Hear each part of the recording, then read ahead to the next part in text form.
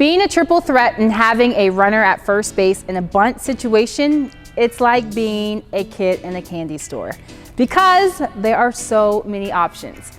Are you struggling with ways to move a runner in the situation? Stay tuned for 3 tips on how to move a runner in a bunt situation.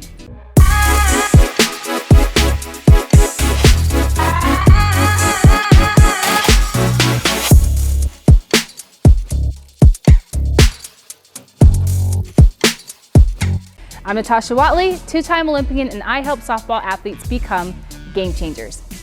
For the best softball slap hitting tips, drills, and motivation, please subscribe to my channel and hit the bell to be notified when I post a new video every Tuesday.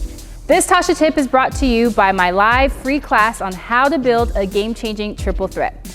Come learn how to build a slapper into a triple threat properly. Sign up for my next class at gamechangers.natashawatley.com/live class. Having a runner on first base with less than 2 outs should be every triple threat's dream because of the endless possibilities. Throw that traditional way of completely sacrificing yourself out the door, but don't lose the priority of moving the runner. Adopt the idea that this is a prime time for you to be safe as well as moving the runner.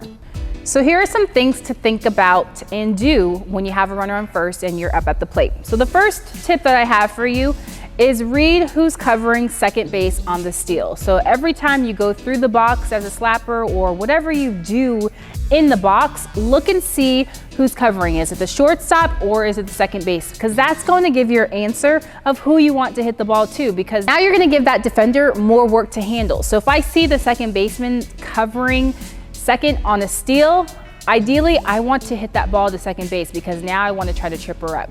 So try to pay attention to who's covering second base. Not always going to be the right answer of who to hit it to, but it's going to be something that you can start to be more in tune to. So tip number 2 is hit behind the runner. You want to hit behind the runner because that ensures that you move them to second base. If I hit behind them, if I hit to second base, I give my base runner more time to get to second base. If I hit to the left side of the defense or I hit to shortstop, I'm essentially hitting into the defense and making it an easier play for the defense to play. The third tip is when you are trying to move a runner, and especially when you're trying to use the ground, you're trying to bounce the ball, it's not so much to focus on where you want the ball to end up. So say for instance, I want this ball to end up at second or I want it to end up at shortstop.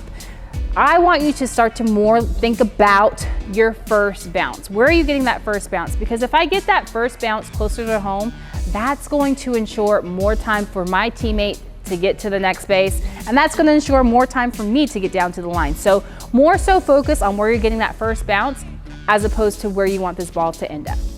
I have a 3-part mini video series on the slapping basics. Download it from the link below. Also, if you want to join a community of softball parents, coaches, and players and have conversations all about slap hitting, I have a secret society and a free Facebook group where we share tips, drills, and motivation. That link is below as well. So what is your go-to in that situation, in a bunt situation with a runner on first? Are you a bunter? Do you slap? Do you hit behind the runner? Are you using the ground? I want to know what you guys are doing at the plate in the situation. Leave it in the comments below. So take complete advantage as a triple threat in a bunt situation with a runner on first, less than 2 outs. Always remember that you hold the cards at the plate and you have so many options to not only move the runner, but to get yourself on base too. Happy slapping. If you liked this video, please let me know by commenting, liking, and sharing this video. Make sure you subscribe if you want to see more videos. Thank you for tuning in and see you next time.